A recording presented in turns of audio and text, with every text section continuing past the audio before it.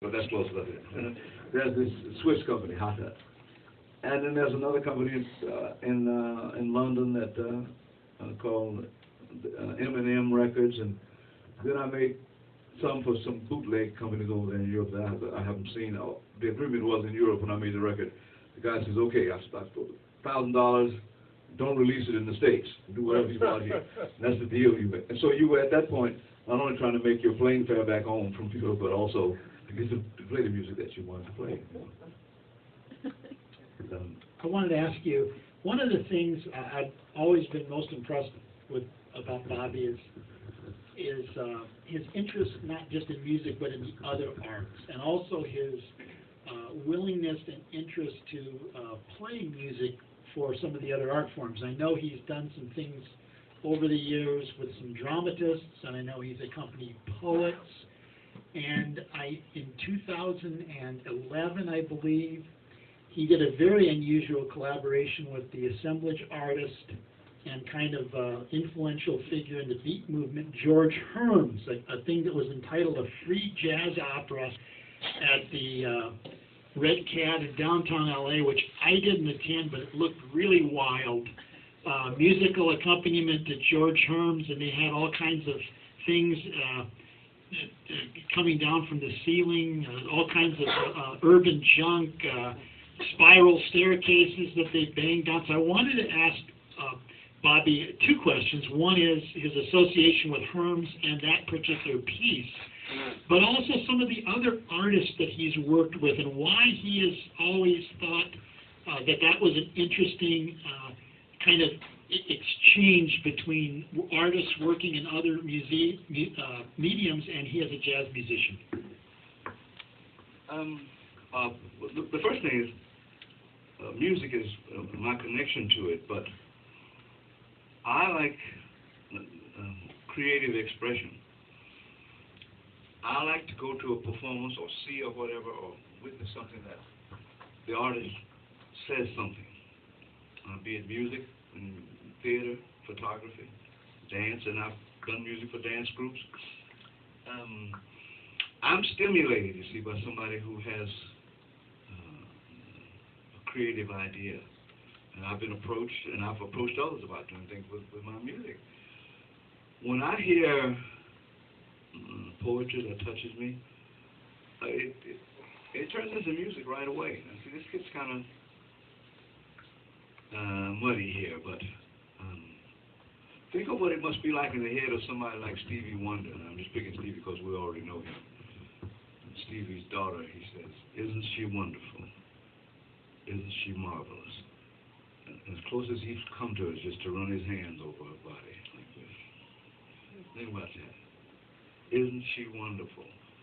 Isn't she marvelous? And he's just playing with his toes, and we all get to look at him, but he doesn't. And so whatever sensation he gets from an artist like him, see, he turns that into music. And then we hear the song, don't we? Some people see dancers in motion, and especially dancers who are not dancing, in quotes now, in tempo, in the sense that we mean it now. Like a lot of ballet, you see, is not in time, in the sense that we mean it, is it? Like a tap dancer, in time. The ballet dancers are in time, but it's not metronomic, is it? Are we on the same page here? You can always look at me like I expect my students to do. What? that helps me here, you see? So what fascinates me about visual art or music or whatever, I can't explain my response to it, you see, but it finally turns into music. I can see a painting. Again, I can see a dance group. I can just have a visual experience. And pretty soon I'm singing. And this turns into sometimes just syllables, then finally the pitch.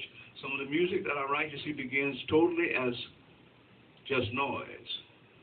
And I mean that in the sense that I'm using that, just noise.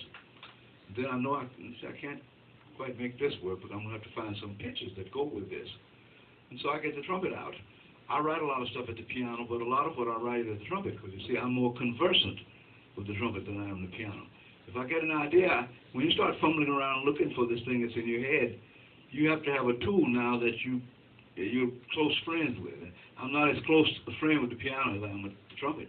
So when I'm looking for this idea to go with whatever the sensation I'm having, I often go to the trumpet. So I can come away from a theater piece, and by the time I get to the parking lot, I'm already humming. Now that's not everybody's approach to this. Because see, sometimes I have to write a piece, then I have to sit down like anybody else and I have to crank it out. It's like you got a deadline. Bob, we want this to be by so and so. You got to have it by Sunday, and there's no inspiration. Just you got to sit down now and go to work. Well, what is this that we're doing? You know, just to start at letter A. Why am I doing this? Am I doing this for the rent? You know, no, I'm not anymore. But there was a point where I might have been. So I start with the rent, right? Whatever that meant for me. So what was the last story I had to give to the landlord, like when I was living in the village in New York? You know what it's like, a jazz musician. Every month you have to invent a new story. So you don't feel so bad about approaching this guy. I don't have the rent. He said, I've heard the one now about your people in Texas. I've heard the one about your brother. I've heard all of these. All you're asking for is a little more time. But that's the way of life. Probably still is. And so you could begin right there with trying to write some music if you don't have some sort of inspiration. But in a case like that, you see what your inspiration finally becomes is just a deadline. Then you have to work with the tools that you've learned in your trade, you see. But I love Bibbs a lot. How about Herms? I mean, how did you get involved with him? Well, George Herms, I don't know if all of you know George, but here's a wonderful, wonderful artist. This guy used to show up wherever John Carter and I played in Los Angeles, going all the way back to, I guess, the 70s. When we played at the L.A. County Museum, though John and I didn't play there, George Herms would show up at any job that I had.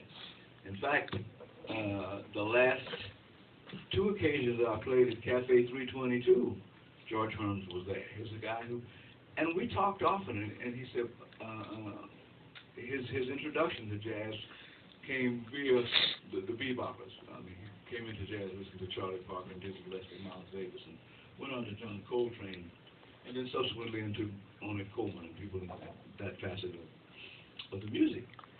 And he said to me, when I hear you and John play, he says, first of all, I love the interaction between performers on stage. He said, I can tell sometimes when you guys are playing music that's really coming right at us for the first time. And he said, I can also tell when you're sort of warming over the old meatloaf, which you have to do sometimes. See, that happens. He said, but as an artist, I have to do it too. He says, but sometimes, and I like to be there when it's happening, when the music is new, not only to the audience, but new to the performer too. Just like Mr. Coleman said, somebody asked him, well, do you know what the bass player is going to play here? You see, when you start after you play the theme here, do you know what the bass player is going to, where he's going to be? No, I don't. And that's the beauty of it. I don't know, and he doesn't either, until the last millisecond. But that's what I practice for, you see, to be able to deal with what it takes to respond spontaneously. So we fail a lot. A lot of people don't want to say that. But we do fail a lot. What facet of our lives do they not fail a lot every day? They fail every day in the Vatican. They fail every day in the operating room at UCLA. Don't they? Yes. We fail all the time. But we don't stop, do we? No. There's enough reward at what you do to keep you doing it. When we do get it right, it's breathtaking. And that's for any artist when you get it right. And you have to live with those occasions when you didn't get it right. Now, I'd like to think that there's a level we never go, but we managed to get the mouthpiece on the right place on our faces. We've gotten beyond that, but we still are always looking for something. And as a listener, when you go to an event and you're going to hear creative music night, you have to be willing to be a part of it, don't you? You have to sort of get in the cauldron with the band, see? And then, of course, when you go to hear some people play, and you know what you left home looking for. See, nobody came in the Little Bighorn by accident, passing by on the street and just popped in. You came to the Little Bighorn, you came there knowing what you came for, or at least what you hoped you would come for. Bobby, of course, since he's taught for so many years, has a distinguished collection of jazz musicians who have studied with him, that he's taught and mentored. One of them is with us today, and I wanted to invite him up, because I thought maybe he could share an anecdote or story, and maybe you could share a story or two about him, and that's Chuck Manning. Chuck, could you come on up? And he didn't ask me to tell you this, but he's actually playing locally tonight. He'll be up at the Pinocchio's restaurant up on North Lake, just around the corner from where Bobby lives, and it's a nice